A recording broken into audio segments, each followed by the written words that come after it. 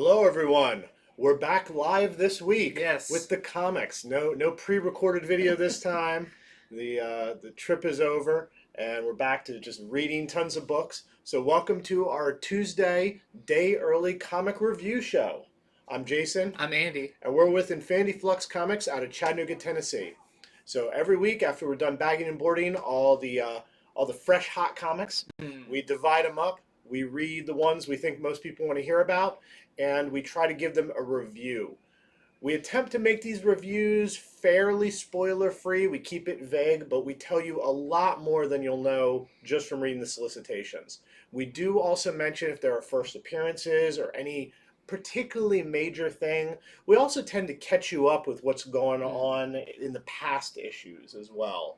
So, okay, I think this week it's a pretty medium sized week. Yeah. I think we're both doing 11 books, so that's about average, maybe a little lighter than Hmm. average week. So what book are you going over first? First is probably, it could be considered the biggest book this week. That is DC's Dark Knights of Steel. This is one that I love because I love Elseworld books. There's just something about an Elseworld book that's anything goes, and you get to see like cool new interpretations of characters and new costumes and all that. This is brought to us by Tom Taylor, who did Deceased, which I feel like this book would not exist if it wasn't for Deceased, like setting the precedent of like, oh, people are really into these like alternate takes and everything. Yasmin Putri does the art. He did the cover here. So, I mean, it's pretty self explanatory seeing the cover. This is an alternate DC reality where um, the spaceship from Krypton crashes to Earth. In it is little baby Clark Kent or Kal-El, Um, but he's not alone.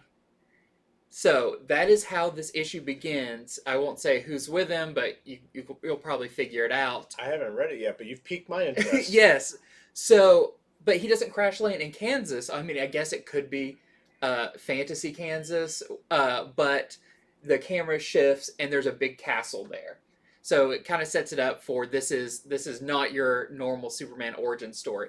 It jumps ahead to the House of El is now the ruling family in this land. They are the king and queen, and the prince is Clark Kent or Clark, or I think he's actually just called Cal in here because he was not found by farmers. And they have an adopted son, Bruce. So I can't imagine who that would be. yeah, so I think a lot of people know the general setup, but what I thought was interesting about this is what the jobs of the characters are. So um, Cal being the prince and everything, he's kind of protected because he's pretty much the last of this species that are have the superpowers and can shoot beams out of their eyes and everything. And Bruce's job is to go around and fight and kill magic people and creatures because that is what can harm Kryptonians. Right. So it kind of plays off of that. What is his weakness other than kryptonite? It's magic. And it's Bruce's job, with the help of his Robins, to hunt these magical people down. I'll say in this first issue, they hunt down a banshee, which you'll have to see. You can probably figure out about that, but it sets up this really interesting world that are the ruling House of El. Are they completely good? What do some of the like lowly folk think of them? And what is this new assassination attempt on them by some magical users that now is going to be kind of the big instigator for this series? Really, really fun. Always great to see these new takes on characters, especially Bruce, who is considered, he's called the Bat Prince in this.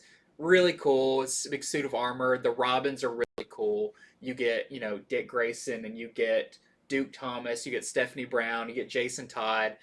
with all of their quirks, but just translated to this medieval setting. How many issues is this going to be? I believe this is 12 issues. Okay, cool. I'm glad. I'm like, give me the entire DC universe. What does Booster Gold look like in this? Yeah. What is all these weird characters? Harley Quinn is in this. She's probably the easiest one to translate into this because she is a court jester who just likes messing with Bruce, which I love.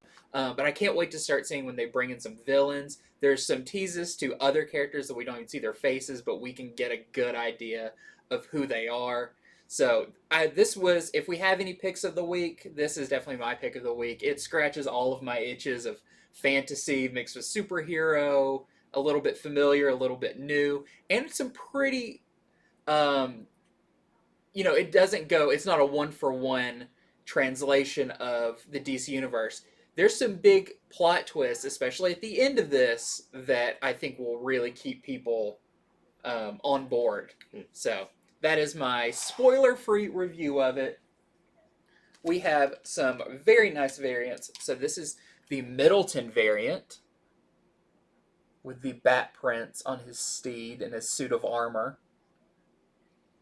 Really cool variant. And then we have the 1 in 25 Putri variant, who is, again, that's your interior artist. We are selling this to our customers for $20. So we in no way planned this out, but my first comic is also a DC comic. I read Batman 116. This is the penultimate issue for Fear State, and also for James Tynion's run on Batman, his widely acclaimed run. So just one more issue, 2 weeks from now, and it's all over. So you got to expect that a few things went down in this issue, and they did.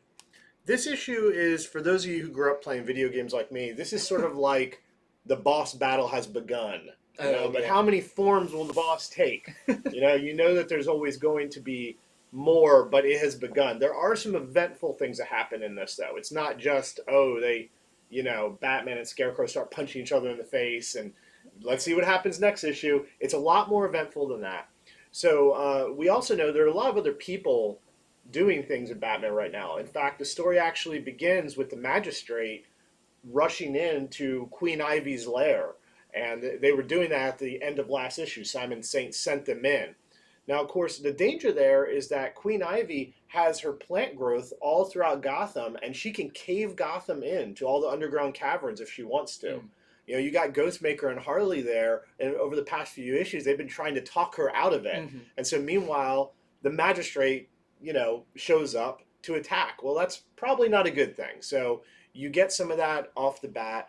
Ghostmaker gets some cool parts. You get to see why he's such an effective character. There's so many characters in Tiny's Batman that sometimes they fall a little by the wayside. So it's cool to see him rise up a bit in this. You have to read it to see what he does, but he has some very good moments. But on the other side of things, you got Batman and Miracle Molly.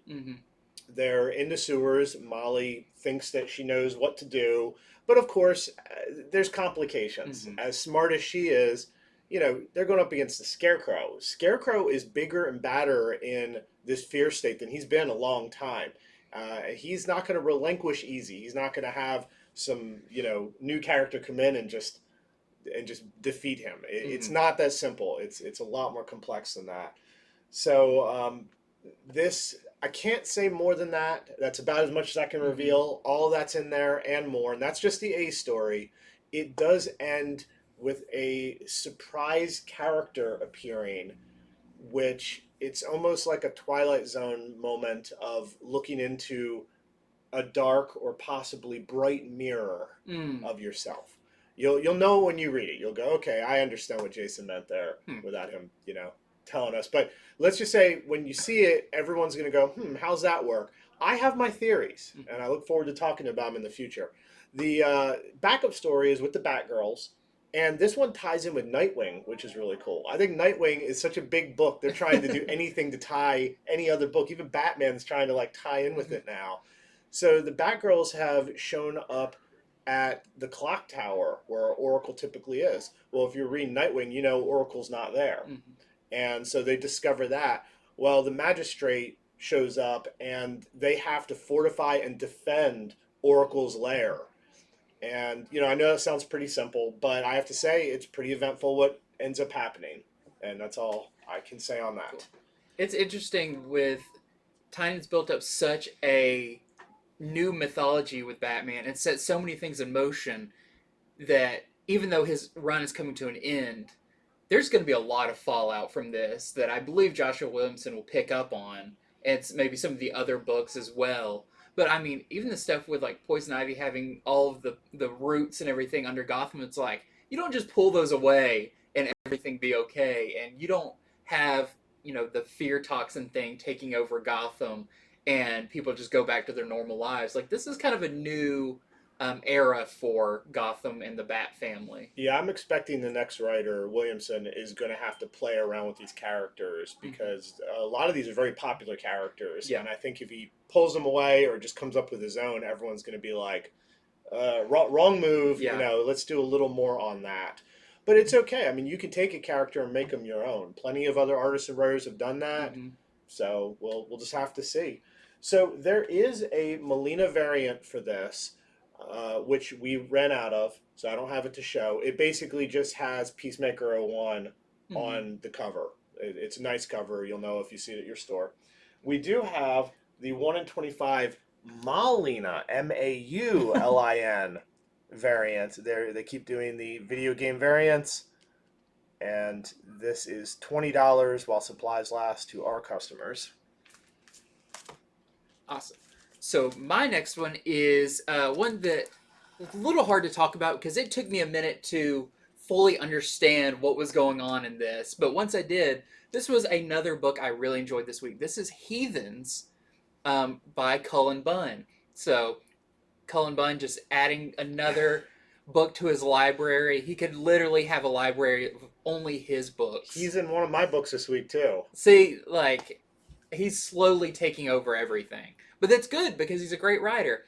So Heathens is a story that begins with a pirate hunting somebody in a mask. And it's very interesting because the way they are communicating and everything, you're not quite sure who these people are. Is this magic or anything? Come to find out that these are some of history's maybe not the worst people in history, but pretty bad. So this is a pirate named Lady She, who was a pirate that worked her way up from being lowest levels all the way up to like commanding her own fleet. And she's hunting somebody, which I should have asked you before if you recognize this person, because these are all historical figures. I wasn't sure who it was. They didn't say his name, but he's basically saying we both wanted the same thing. We both want freedom, and it doesn't work out too well for him. Come to find out, we kind of jump forward a little bit. Somebody, I won't say who because it's a fun thing to find out, has brought the ghosts, not really ghosts, but like their physical bodies and everything, but a little supernatural now, of some of history's worst people back to the world to hunt down other ones that have escaped the afterlife. So when you say escaped, it sounds like they escaped hell. That's like, it's funny because nothing is like explicitly said. Like, it's not like where they escaped from, and they have to, these kind of bad ones have to hunt the even worse ones for what their boss just says is freedom. And at one point, they even question, what is this freedom? What does that even mean? What does that look like? Are we brought back to life, or do we get to go back to where we were? They don't even really know, but they know this is like the job they have to do while they're on Earth. So they're pulled from all different points of time. They're kind of led by this lady. She is the main hunter. She was the original one who has come back, and they've hired to hunt the worst ones. There's other ones too, and now they're getting brought in to create this very League of Extraordinary Gentlemen team. It's the kind of the vibes I get from this is these, instead of literary characters, they're historical characters. But they are brought together. I won't say who all of them are, but One of them is Billy the Kid. Hmm. And it even goes through and basically is like, this is, you were a bad guy, but you were doing some things for good. Kind of a Robin Hood type thing. And that's why they were picked. But there has been someone terrorizing that they just call the Ripper. So you can guess who that is that has broken out of the afterlife and has to be hunted. It's a very cool world they set up. It does feel very much in that like classic characters. They each speak. They each have their own way of speaking from whatever time frame they were originally from. They're not the most well-known characters. They're some of them are pretty obscure, but it does give you a rundown in the end of the issue of all the people who were potentially hired for this job and why it didn't work out. Hmm. It's really fun. It's almost like the job list of people, and it goes through some of like histories of worst people and says like, no, they turned out they were a coward or didn't work out for them. They only work when they have an army to back them up or whatever, and like what happened with those. So these are the perfect hunters to hunt down this Ripper character. So really fun issue, great dialogue. I think that's the strongest part of it is the interaction between all of these kind of horrible people, but forced to work together. And I'm excited to see where this goes. I'm not sure how many issues if this is ongoing or if this is a mini series, but it's Cullen Bunn, so I'm looking forward to the next one because the cliffhanger at the end of this is pretty fun. So, and I believe it only had one cover. So this is the Keeping it simple. yeah. So you can see some of our characters there, and I feel like you get a little history lesson with it too when you find out who some of these people are. Okay, so I read Marvel's Death of Doctor Strange tie-in. This is the first of the tie-ins. The Death of Doctor Strange Avengers one-shot issue. There's another Death of Doctor Strange tie-in I'll be going over just in a little while. It's right next to me. So first off, I'll say this cover, it is a little overblown. I like to look at covers and go, does this happen? So yes, the Avengers get into a major battle with some really tough creatures I'll talk about, but they're not this big. This is definitely an artist interpretation of maybe what it felt like to battle them. So just noting on that, and I don't mind that at all. I think it's fine if the cover can, But I just wanted to say that you won't see quite that scene in there. So what is neat though is this issue begins in the past. They do a little flashback to the first meeting of the Illuminati, which that's a group that there's all kinds of rumors they might be in the MCU. Yeah. And so seeing them in the comic, everything is so sort of pulled together now that for these long while that Disney has owned Marvel, that when I see something in a comic, I'm like, okay, you're bringing this back into the Because we really the haven't seen the public Illuminati. consciousness. Pretty much, I think Hickman's run on Avengers was Yeah. one of the last New, things. new Avengers. Yep. Yeah, absolutely. And that's where they came from. So it starts with an old meeting of the Illuminati. And I have to say, it's a really good scene. And it left me wondering, well, what does this have to do with what's going to happen? By the end of the issue, you'll understand. It has more to do with the way some of the characters think and sort of the feel of things than any exact thing that happened. It's a really cool tie-in. But anyway, just for my own sake, I'm always trying to keep up with what they'll be putting in the movies and shows. I think that's significant. So after that, you go back to the present. So this issue takes place right after Death of Doctor Strange #2, and in that issue, the Avengers kind of got a beat down.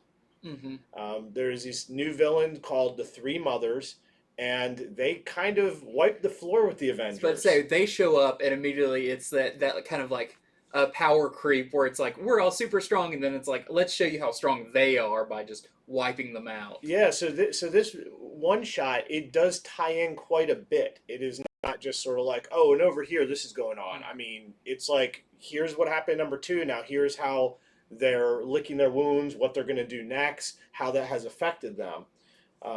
With Doctor Strange gone, there are forces that are now headed into our world or them, the Marvel world. I like to think of myself as a Marvel Well, character. yeah, yeah, of course. So working on my power still. But forces are headed into the world, some of which are malevolent, but some might not be so malevolent. Some might be warning of things that have already happened in other worlds and other dimensions. Because Doctor Strange wasn't just keeping things at bay for our world; he was helping other places. So this issue has a lot to do with that.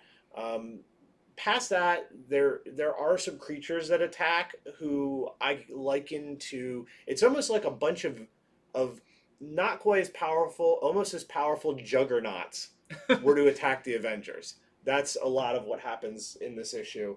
Now, why does that happen? What is all going on? It's pretty complex, but by the end of the issue, you will fully understand it. It's not at all. It doesn't leave you scratching your head by the end. It all makes complete sense. And let's just say the three mothers are pretty bad villains, and you'll understand how powerful they are a bit more by the end of it. So we've got this variant. This is the Crease Lee variant with Iron Man and the more classic Doctor Strange, who really isn't in this much. This is really truly is more about the Avengers. Well, it is time for Star Wars time. And these are, I believe this one in particular, and it depends what order you read them in, is the final part of War of the Bounty Hunters. I think this will be the final thing that has the banners on it for it. And this definitely feels like the epilogue of War of the Bounty Hunters, because we are now in Star Wars issue 18. I feel like the big stuff happens in the main Star Wars title. So in this, we see the heroes. We've got Lando, Leia, Chewbacca, the droids, everybody coming to terms with they lost Han. He got away. But from their standpoint, they thought he basically just dropped out of space and he is dead now. They're trying to kind of get grips with that. Leia is really struggling because she's like, I had him in my hands. If I had one more minute, I could have got him. Um, but then they get a transmission from Kira from the Crimson Dawn, and that is the crux of this issue is a conversation on the Falcon between Leia and Kira, which is great because it is Han's current love interest and Han's former love interest, and what do they have in common, and where did their paths differ? Um, Kira even says at one point, like, it's better that Han ended up with you because if he stuck with me, he would have went down a dark path. Mm. It's a very interesting kind of wrap up to that story. We get some um, hints at like what was Kira's actual plan with Han. If she loved him so much, why did she put him up for auction? Why did she do all this? How far into this crime syndicate world has she got? And I don't know. I thought it was all really well done. It is basically a whole issue of this conversation. She tells some stories with some flashbacks, but we do get a idea about what the next big story arc is going to be for the main cast of characters and Kira in the next part of the War of the Bounty Hunters trilogy. So I don't think there's any first appearances in here or anything, but I think this is pretty important if you read that story to get some closing of some of the plot threads that were left open in the previous one. So this is Star Wars number 18, and the other one I was going to talk about is War of the Bounty Hunters. This is issue 17. So in this one, we left the last time we saw Valence, our kind of protagonist bounty hunter.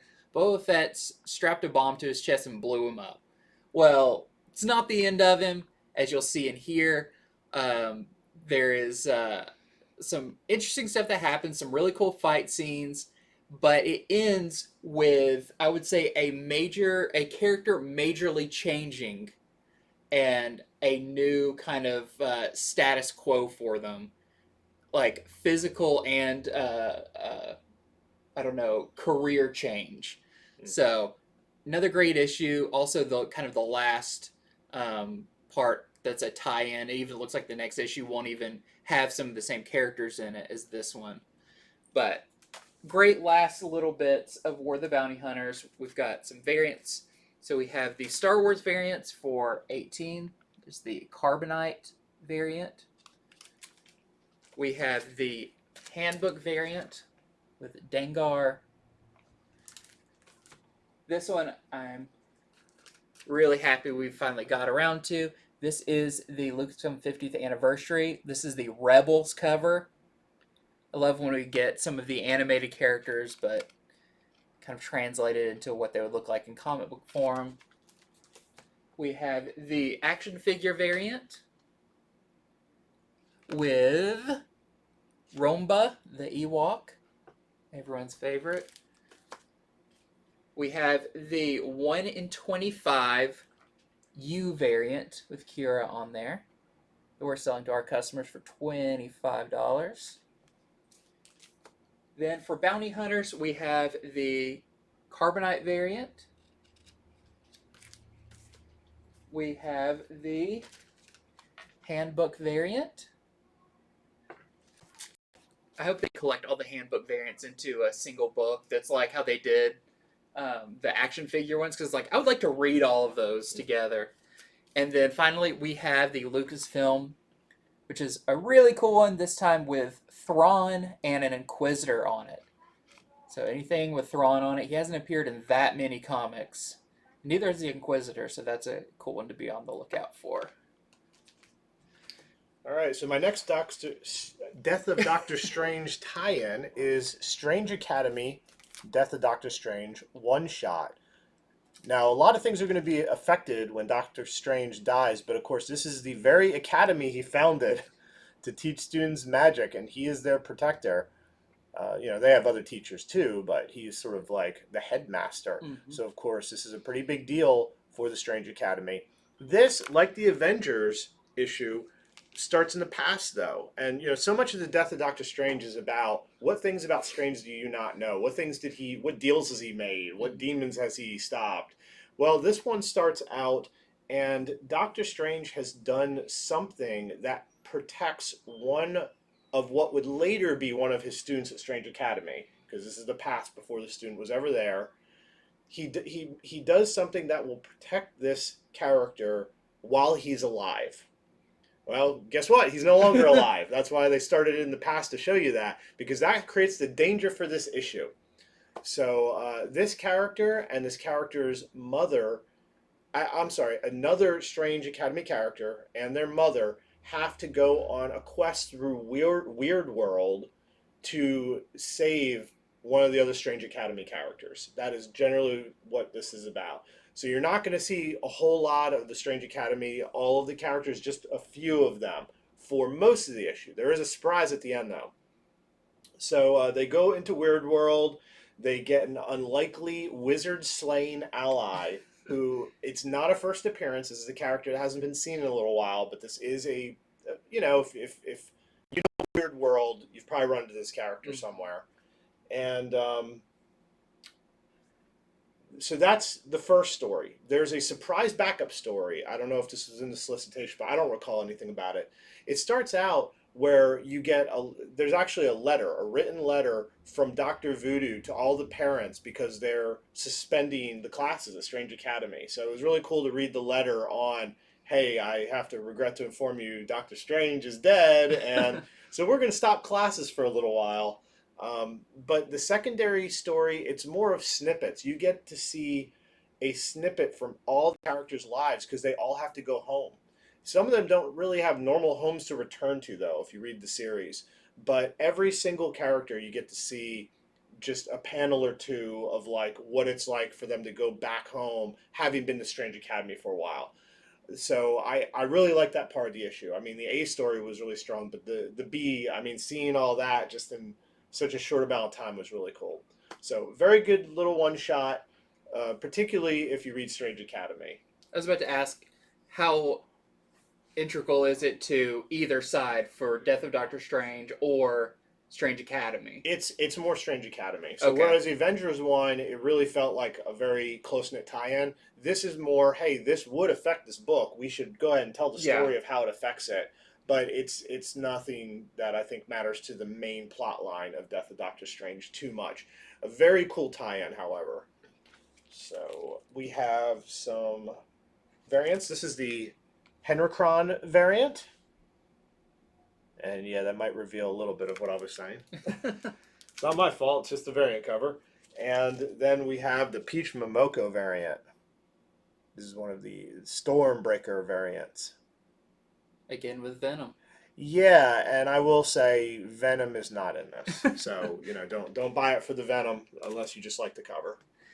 Okay, so my next one is a one-shot. This is Batman Superman Authority Special. And this one's interesting because there's been some articles online talking about how does this actually fit in to the continuity of Superman and the Authority, Right. or what's going on with Superman and War World, or all of that. So it's interesting because it's definitely a detour. So Superman and the Authority are preparing to head to War World, and Batman contacts Superman and says, I've got an issue. So Superman goes to the Authority and says, hey, slight detour. Like, literally, he says something like, we have something that's now more pressing matter real quick. And that is, Batman has found out that there is a group called the Empire of Shadow that he kind of fears is going to be invading their world. But they sound so friendly. I know. Well, even one of the members of Authority says, I think you mean they are the League of Shadow or whatever. And he's like, no, because they are not from this universe. In an alternate universe, Ra's al Ghul has been successful in his world domination and has created the Empire of Shadow, and it is slowly creeping through the dark multiverse. So this is a return to some dark multiverse stuff, which is interesting because you kind of felt like we put all that stuff to bed, but that is brought back up again.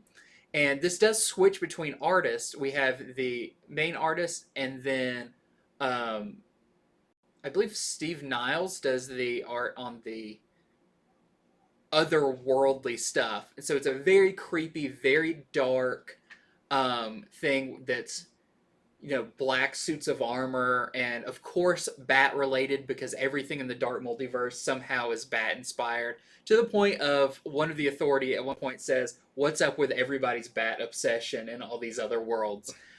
It's funny. This is a one and done, so the problem is pretty much taken care of, but there are some things shown at the end that make me feel like some characters could return. This does have, I want to say, first appearances of some. We had like the Batman the Merciless, Batman the Red Death, all of that. Right. There's two more in this that aren't given names. If I was to guess, they are based on the Crime Syndicate. One of them looks like the Dark Multiverse Bruce Wayne that became Owlman, and the Dark Multiverse version of someone who became, what's her name? Power Woman or Power Princess? No, the DC version where the evil version of Wonder Woman, I think at one point was Lois Lane. I don't think they are ever named in this. That's what they are, but that's kind of the look that they got. So we do get some more of those like fun interpretations of Batman as a thing. And there is a big one at the end that does kind of promise that they'll be back. That leaves it up to interpretation. You could see if that character maybe shows up anywhere else, but it was a fun issue. Definitely a detour issue. This was written by Philip Kennedy Johnson, so this was not Grant Morrison, who was writing the Authority series.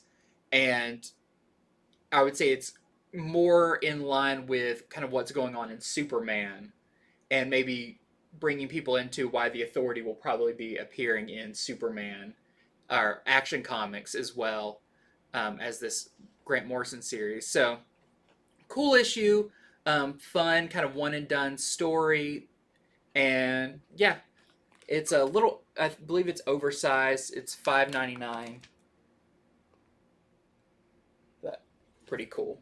And we have the variant for it. This is the Lee variant with Superman and Batman and his jet. Okay, so I read the new one by Tom King and Greg Smallwood, Human Target #1. This is the new 12-issue miniseries. So this is a character that hasn't been used a whole lot lately. His name is Christopher Chance. He does not have superpowers at all. He is a bodyguard and detective, and the reason he's called the Human Target is he will put himself in the place of somebody if he thinks they're a target. Like he'll dress up, look like them, do whatever he needs to do to take the hit so that he's better equipped than ever to figure out who did it. Sounds like a really rough job. Especially in a world full of supervillains. Yeah, and I mean, look at the cover. The cover is very telling of certain things. By the end of the book, you'll understand what this cover is leaning towards. Nothing quite literal, but it does sort of have something to do with, I guess, the ongoing investigation that's going to go through this story. So, Christopher Chance is hired by Lex Luthor because he suspects an assassination attempt on his life.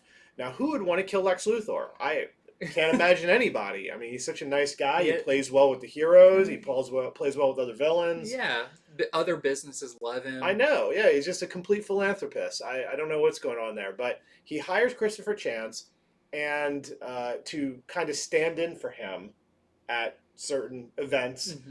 And the best way for me to put it is a twist happens, a major twist, and now Christopher Chance has so long to solve a murder that has, in a sense, already happened and is unstoppable. That's the best way I can put it. When you read it, you'll understand. It took me a while to figure out a way to dance around that. But he has so long to figure out who did it. Okay, not exactly stop it, but he has so long to figure out who did it. That is the general thrust of this. I'll also say that some of the investigation leads to the possibility that a lot of members of the Justice League International be in this, which makes complete sense because Tom King, of course, he's known for many things, but his run on Mr. Miracle, who's a member of the JLI, he's got that love for Mr. Miracle, and I just think the Justice League International in general, he likes to take those characters you haven't been reading about in a minute. I mean, the whole thing is Human Target, which was originally created by Len Wein and Carmine Infantino. Okay. Yeah, they're the original creators. Had a TV show too. I know. Yeah, That's crazy. I can't say as not during my time of watching stuff like that. So the other problem with Christopher Chance trying to figure this out is he's working for Lex Luthor. Couldn't Lex Luthor be behind the whole thing? Maybe. Who knows? So this book is definitely it has more of an indie feel than a superhero feel. Tom King's doing this thing again where there's a lot of internal narration on things that on the surface appear mundane, but really tell you a lot about the character who's thinking on it. And it's that, you're exploring a character in their life while there's also superheroes. There's a side of superheroes, but that side can be very deadly and very important to the story. So if you like King's other stuff, I think this is for you. It is definitely not him turning a corner and doing something completely different. It feels very, very Tom King. The art in it by Smallwood fits great as well. The coloring has a lot of mood to it. I mean, it just made me think a lot about how I felt when I was reading Mr. Miracle the first time. Yeah. So that's the deal with that. We've got the variant. This is the hair sign connecting variant. This is going to connect over a series of several covers. I can't remember how many. I think it might be the first 5 or 6. It's out online somewhere where you can see them all. It's very cool when you see it all together. And already you see in the background and foreground there some Justice League International people. So So a big change of pace. This is Gilliam March's Laura. So if you are familiar with Gilliam March, for one thing, he is a main artist, like the main artist on Joker right now. As along with he did Batman, I believe during Tom King's, was it Tom King or might have been the beginning of James Tynion's run. But this is going back to one of his very first books that he published, but this is the first time it's being published in English, and a very different thing that we normally go over. So this is no superheroes, no monsters or aliens. This is about a character named Laura who just went through a terrible heartbreak, a romance, a relationship that ended, and how someone gets over that. So that's an oversimplification of the storyline in it, but it is very well told, very relatable to the emotions and the thoughts and everything of someone who was in a relationship they thought was going to be forever, and it gets broken, and how do you recover from that? How do you move on? How do you meet new people? So this is very much a slice of life comic, but if you've read books like Carmen that he just finished up not that long ago, it's not as supernatural as that, but still has some of the same feel of the way the characters act and how human they feel and the things they go through. Has a lot of that. And I'll say it's not as mature as Carmen was, at least in the first issue, but I think it's still really cool, really good. The art is incredible. You can tell this is a very art led issue that really drives the story forward. Very creative. So if you're into that, if you like the slice of life things, you need a little break from the superheroing. Laura is a great one for that. And there's also the 1 in 10 Virgin variant that we are selling to our customers for $20. So my next one is also not a superhero comic, and I got into comics for superheroes, and I still love superhero comics, but it's nice occasionally to get ones that are not. Mm-hmm. This is Newburn, which is by Chip Zdarsky with Jacob Phillips doing the art. Jacob Phillips is the son of Sean Phillips, the artist who does all the stuff with Brubaker. Wow. They have their massive amount of crime things they're doing, and now his son is doing the art on a crime It's book. not fair. You can only have one in the family. Give it to somebody else. With Zdarsky. So Newburn used to be a police officer, but now he is a private investigator who is held on retainer by all of the crime families in New York City. So right off the bat, it's hard to tell, is he a good guy or a bad guy? If you're working for crime families, you seem like a bad guy. But in a way, he also comes off as like a peacekeeper. Mm. He doesn't seem that bad. Nothing he does is that bad. He's the sort of strong, silent type. He reminds me of Philip Marlowe if you took away all the fancy narration and he just kept his mouth shut.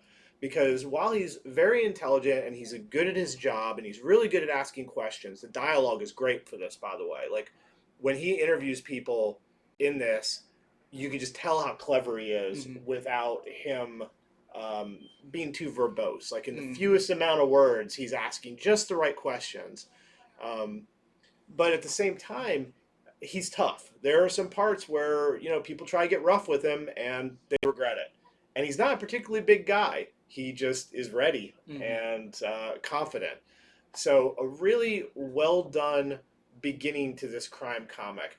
So the plot is that the estranged son of one of the sort of new heads of a crime family has been killed. And if it's the rivals doing it, it might be complete war. It might be them trying to take over because this new head of the family could be seen as weak. But at the same time, the son was estranged, and it could be his own family did it, or maybe people from his own family. So I think it's going to be a lot more complicated Mm. than just the one person did it. On top of that, there's sort of a surprise like breakout character that happens, who at first seems like just sort of an innocent no one character, but by the end you're like, oh wow, you did all that. And Newburn, he doesn't act the way you'd expect. He's more impressed. You'll just have to see. It's very interesting. They're setting up a neat dynamic that I can't wait to see how it continues for the second issue. He it turns out Newburn is not just a loner. Mm. So also it's easy to hear like his old police sergeant yelling Newburn. Yeah. He's got those names. I mean, they're definitely writing it in that style, but doing a really good job of it. I'll also say Jacob Phillips' art is excellent for it. Just some people have that art that fits well with like sort of more real world Mm-hmm. stuff, and so I think anybody who likes Brubaker Phillips stuff, I think you should check this The comic new out. Zdarsky Phillips stuff. The new generation of crime stuff, but honestly, it was a very good first issue. Anyone who likes the crime comics, I highly recommend it. And it has this variant by Lotte.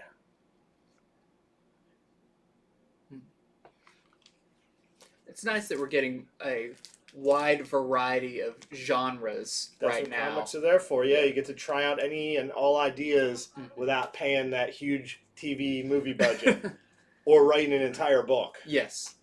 So my next one is a book that I loved issue one of. It was definitely came out of not came out of nowhere, but like I knew nothing about what this was going to be about.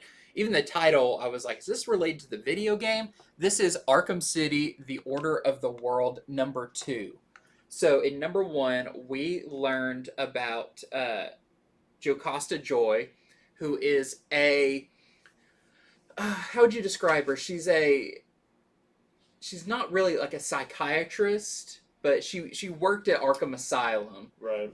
with the inmates and the patients, um, really not kind of relating to them, not Like a therapist. like a therapist, not criminalizing them, but really trying to understand them.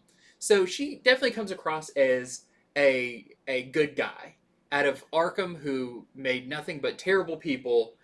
She is one of the good ones, and after all the events of A Day, where supposedly Joker set off a thing and a lot of the inmates died in that attack, some of them escaped, and now it's up to her to try to track down some of the escaped inmates. So, one of the big ones from the first issue was the Ten Eyed Man, which is one of the creepiest characters I think we've seen in anything in a long time.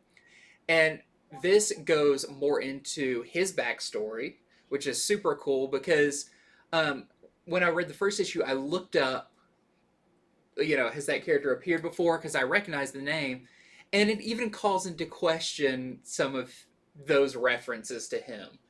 Is he really this person that, the Wikipedia says he is, or is he somebody different? Um, but in this, the not only him, but a lot of the other escaped inmates are not really terrorizing Gotham, but it's very dangerous for them to be out there. Some of them are returning to their old ways, some of them are going into hiding, some of them are now being used by people for their powers. You'll have to read it to see what that is, but there is a pretty, F-list character. His one claim to fame is he fought Superman one time.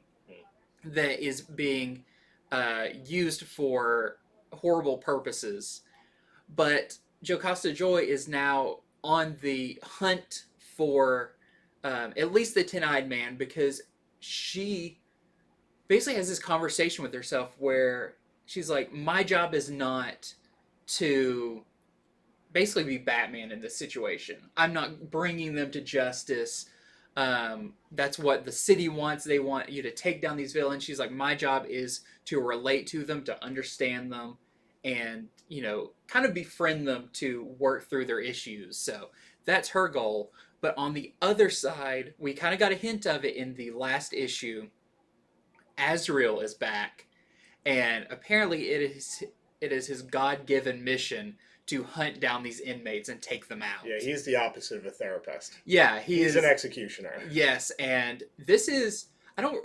We got some of Azrael back during, I believe, Tynan's Detective Comics run. We haven't seen him much since then, and he was in Justice League Odyssey. But this is very much more like the classic Azrael that is scary, that he is so determined in his missions to avenge, and basically being like, my blade will not be sheathed until my mission is accomplished. And so now he is going after these escaped inmates as well. The other big thing in this is you learn why this book is called Arkham City, and it's not just a fun title that's reminiscent of the video game. This is a physical thing that you learn why it's called this, and it very much sets up a cool issues going forward about exploring Gotham and what that might mean.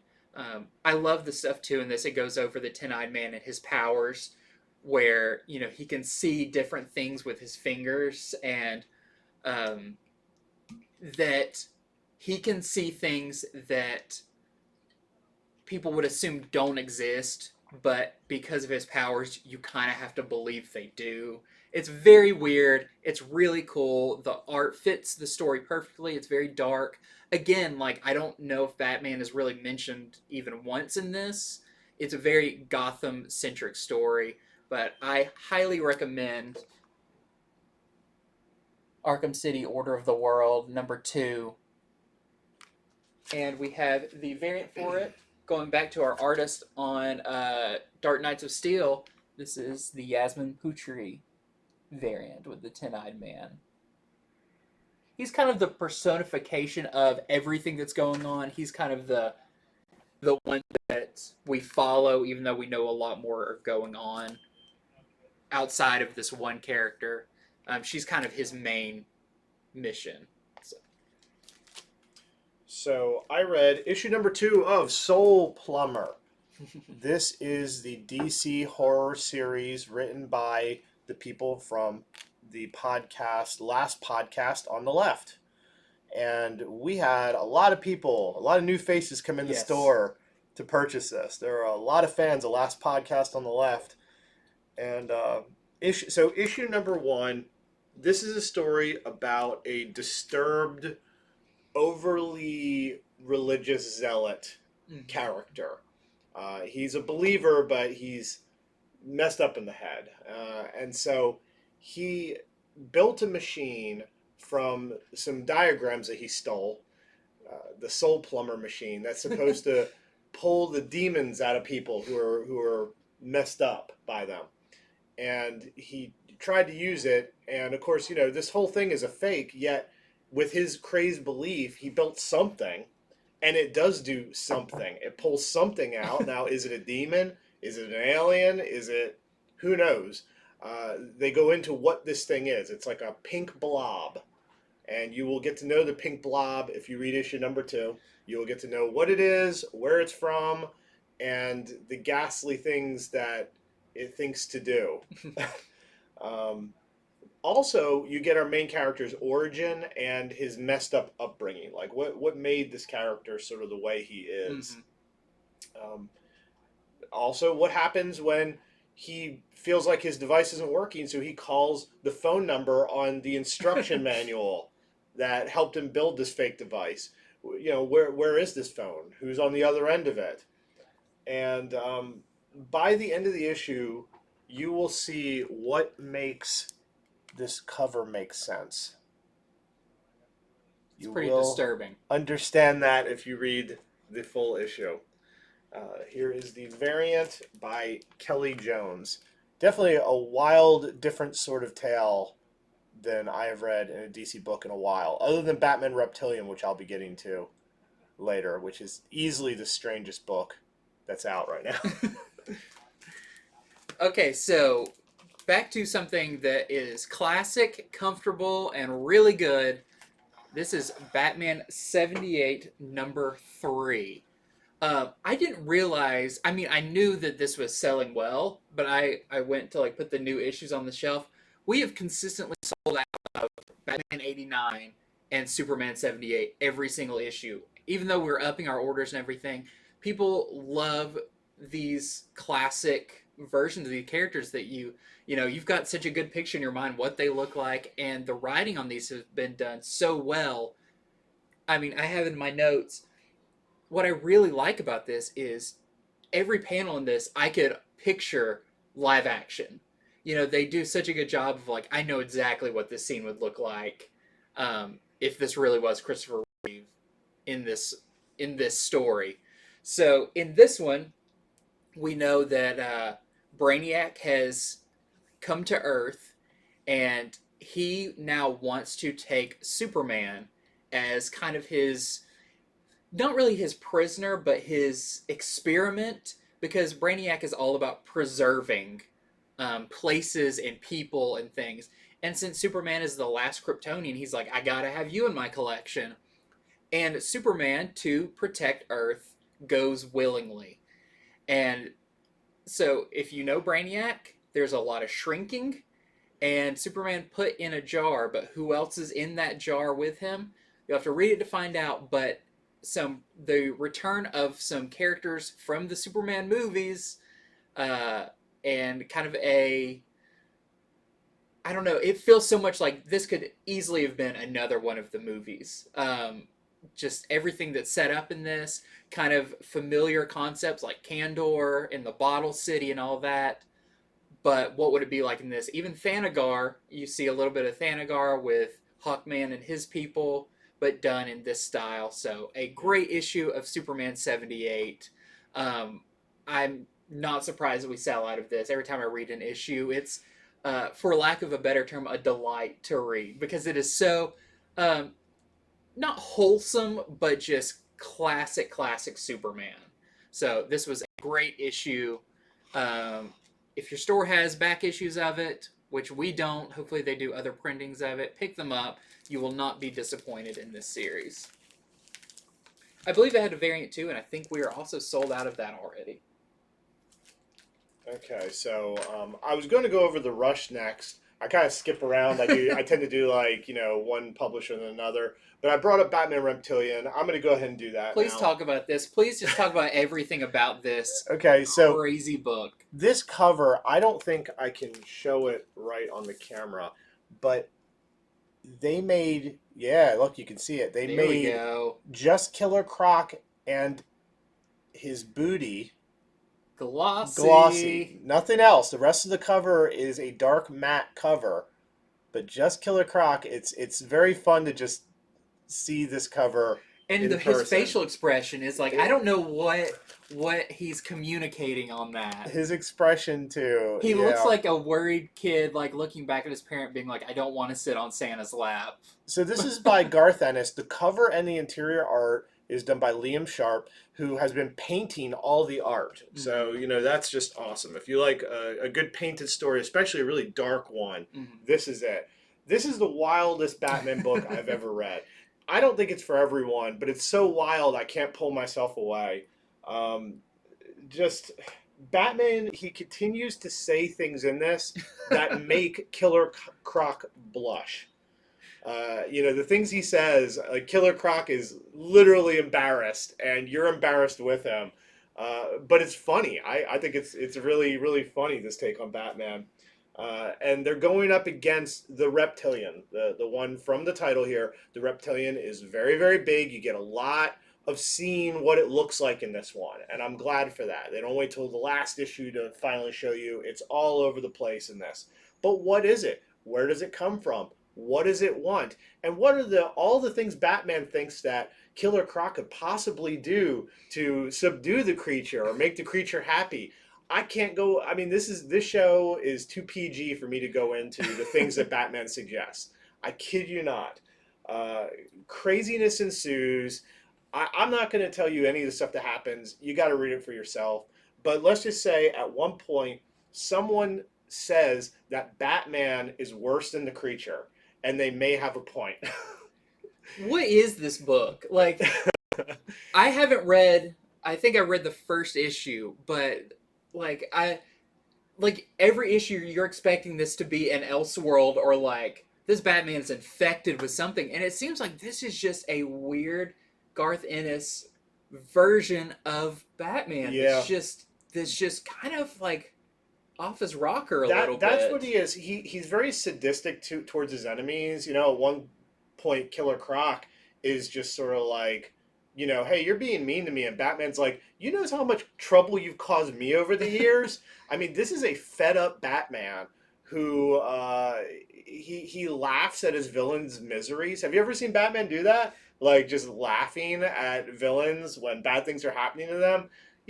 But I don't know. I mean, Batman's been around for so long. Why not? Let's see this version of him. Yeah. I don't know if I could read like a 20-issue series of it, but for a 6-issue miniseries, it's been really wild. I think it's been really funny. It's been very dark humor, but it took me a minute to catch on to just the feel of You it. got to adjust your brain You to really the right do. frequency Yeah, for this. if you look at this and you're like, yeah, this is supposed to be the way Batman would act, you're not gonna like it. It's got to be. This is Garth Ennis's Batman, and he is pretty messed up. So, Yeah. other than he does want to save some people, I think we might know by the next issue if Batman actually wants to save even innocent people. We'll see, because this does end on sort of a cliffhanger. Let's hope we get an annotated hardcover edition of this with full explanations. The art is incredible too. I mean, the Yeah. painted art is great. The cover, I think, displays it well. Here is the variant by Cully Hamner. And we will start a book club. And we'll all read it and discuss. Even the opening line in this one that you showed me is like, Yeah, right off the bat. I don't know if you could even say that on here, and it's just like, Batman, what? Oh my gosh. Okay, so you just got to look at that cover and be like, that's shiny croc booty.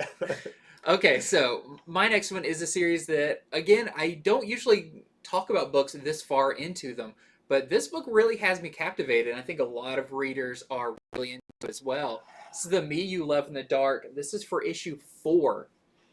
So this is by Scotty Young, and Corona is the artist on this. And man, this one is just so captivating. So it follows the character Ro. I won't give you the full recap because I've done that a few times, but she moves to this house. She is a painter to kind of get away from technology and everything and just focus on her art because she's a very prolific artist. And the deadlines for some new art shows are coming up, and she's got to get stuff done. Her agent is kind of pressuring her. In this house, she has discovered a entity, I don't even know if you would call it a ghost. It is because it is a very weird thing, but it is very apparently easy to talk to.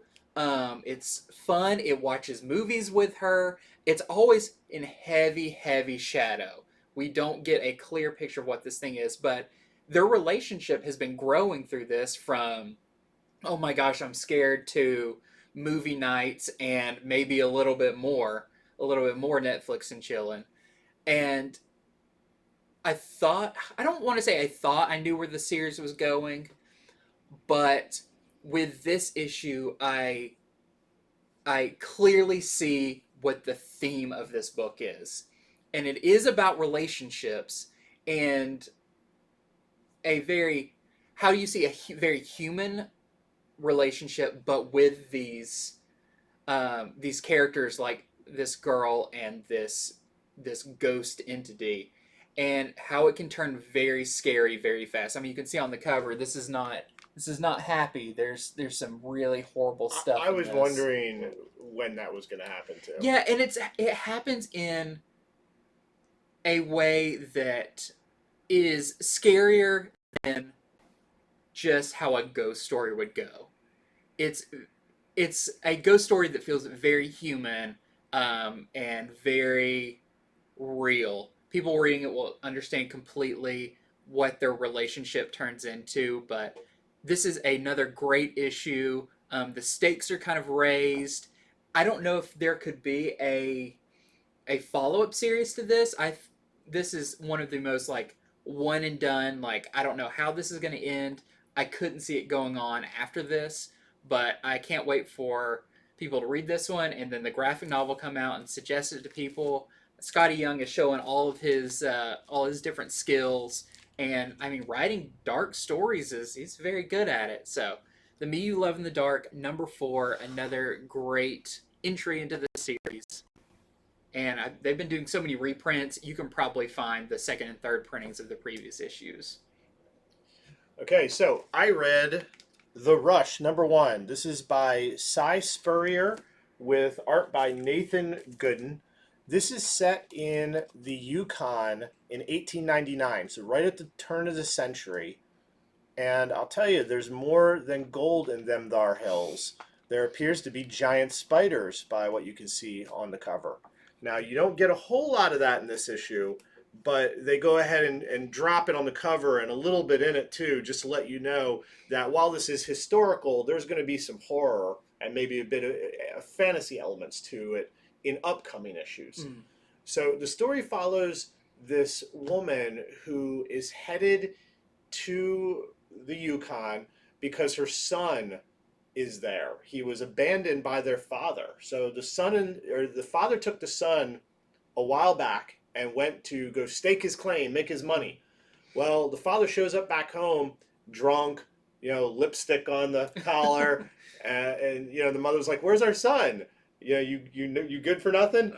And he's just like, "Oh, it was so hard, I couldn't help it, and he wanted to stay." And she's like, "That's BS. I'm going to go find him." So she hires up one tough-looking guy to go with her, and they're going to go try to find the son. A lot of this story is also told in narration through old-time letters, which Cy Spurrier, he's really good at writing from that old-timey voice. Mm-hmm. So the letters, all that, and it really makes you feel like, the old-timiness seeps through very well. It's like a Ken Burns documentary with the narration of the letters. Yeah, and so this first issue sets up who the characters are, what she's after. We also get to see some of the characters she's headed towards. It's like a travel issue. They're on their way traveling, and in the end, they end up in the little town of Brokehoof, where I believe most of the story is going to end up taking place. So it's a very good setup issue. Gets the atmosphere, gets the motivations going, but also who is the strange man in the suit with the bowler cap who seems to always have a giant spider with him? You'll see some of him through this, but that's a bit of a mystery too. So we've got some variants. The first is the Simmons variant from Department of Truth, the artist who's done some covers there. And look, the Rush is apparently an acronym. It says, "This hungry earth reddens under snow-clad hills." So, And then we also have some incentive variants. This is the 1 in 5 Daniel variant that we're selling for $10. Has the acronym on it as well. And here is the 1 in 10 Bergara variant for $15. It's funny though, like the A cover doesn't have the acronym on it. No, it's a secret. You have to be somebody who likes variants. Okay, my next one, I'll only briefly talk about it, but I feel like it is worth mentioning. This is Radiant Black #9. And I mean, I've been a big fan of this series so far. If you know kind of what's been going on, the dynamic of main character has changed significantly in this after probably what would be a pretty realistic superhero fight when someone gets really beaten down. It's a very rough go of it. So as you can see here, kind of looks like somebody's walking somebody off into the sunset. You'll have to read it to find out. But I will say, I believe about a quarter of a year passes in this one issue. So this is a pretty big time jump, but you see along the way, and it's a very emotional issue, and I feel like a pretty big issue for what's to come. And we know the next issue is the Blacklight issue. Yep. and you find out kind of why it's going to be like why that issue and what's so important about the next issue that they would do something like that. So great issue of Radiant Black. I recommend to a customer this week, and they got the trade, and now they're caught up with the series because they said they needed something to scratch the Invincible itch, and I was like, I know the exact book for you. So check out Radiant Black. It is a fantastic read. There was the other thing that you told me was in there. There's the QR code. Yeah, so there's some really funny bits in this. There's a flashback moment where you've got some kids discussing the latest movie news in a Wizard magazine. Like Kyle Higgins does a really fun job in this. He even makes reference to one of his previous image books from years ago called Cowl. Do you remember that one? It's like C period O period. I don't remember. It is like a noir book about superhero organization. But at one point, Radiant Black decides that he needs a little help in his status and maybe with a little bit of money, and he goes to some podcasters that have been or YouTubers that have been talking about him on their show and sets up their own version of a loot crate box. And there's a QR code on the poster in it, and I scanned it, and it takes you to a website where you can actually buy this box. It looks like it's limited to 130 units. That's why I wanted you to available. mention it. Like, we don't like to spoiler things, but I want to give everyone who watches our show as much advance notice. I mean, I feel like those are going to sell out Those quick. are going to sell quick. One, who knows what's in them? Yeah. Because it does not say. I'm considering getting one. I mean, if there's a variant cover in there or something, I mean, with that limited of a number. But in the letters column, too, Kyle Higgins mentions there is some major news on the way, and to be checking that website coming up within the next month or so. He says it's not a movie announcement yet, but who knows what it could be? It could be anywhere from a T-shirt to who knows what. So, I mean, Radiant Black is a pretty interesting book with all of the little things they're doing in it. So that's Yeah, QR code this one that leads you to a loot box that's limited that you can actually buy. yeah. And then next issue is a Blacklight Ink issue. Like, they're doing everything. Yeah, and just the stuff about Wizard Magazine and all of the Yeah. weird little things are such good nods for longtime comic readers. I think people will get a kick out of that. So Okay, so my last two books, I'm going to do them one at a time though. They are both part of a series of books. I'll probably have some next week too that I call "You Missed the Halloween Deadline." So the to be first continued one, at Christmas, I'm sure, but yeah. this is Chilling Adventures in Sorcery. This would have been great to have had, last week, a few weeks ago, but I'm sure it's still a good read. I didn't read this. I just wanted to show that it has arrived. It has 4 different stories in it that are horror themes set in the Archie/Sabrina universe. So that is out this week. It has a very cool variant cover by Francavilla. So if you're like me and you can't get enough Halloween, I'm sad October's over. Keep it going with these books that they couldn't get Yeah. out quite in time. So my next one is one I'm going to mention briefly, but that is our next TMNT Best of. This is TMNT Best of April O'Neil.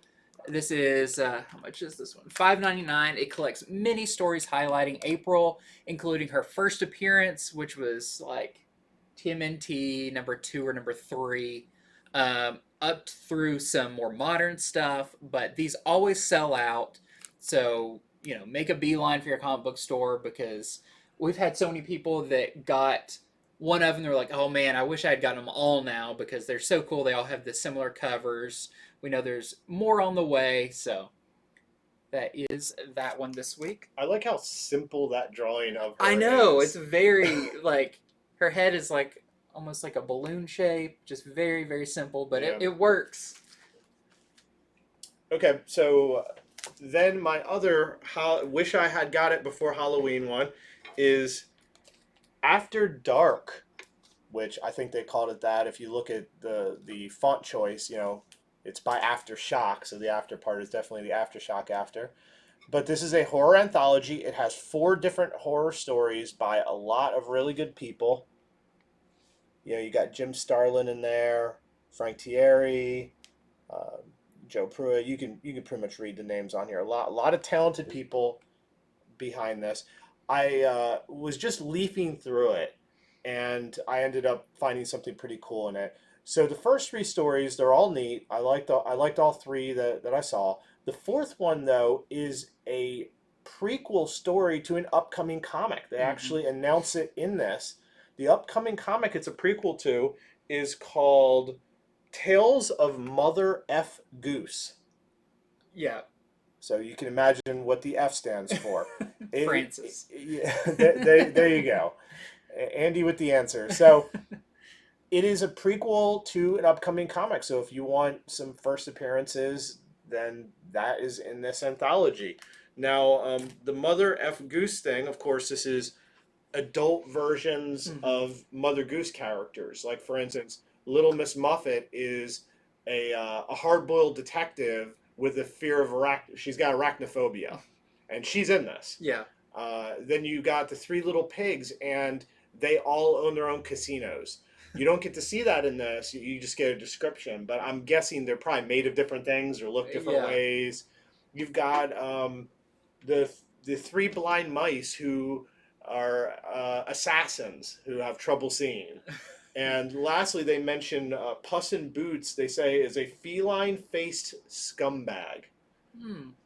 They promise that these stories will ruin your childhood. Oh, nice. So this might be a big one. Different plays on things like that. I mean, everybody knows how big Stray Dogs was. I know this is a bit different, but gritty Mother Goose retellings. It doesn't seem like it's anthology, but I'm not sure. Mm-hmm. We'll just have to see. So I just wanted no one to miss out that is in After Dark, along with 3 other good horror stories. And And variant. yes, there's a variant. This is the Kodrensky 1 in 15 variant that we are selling for $15. So does it have a Black Eyed Kids It story does. in it? Joe Pruitt's is a Black Eyed Kid story. First in a little while. Yep.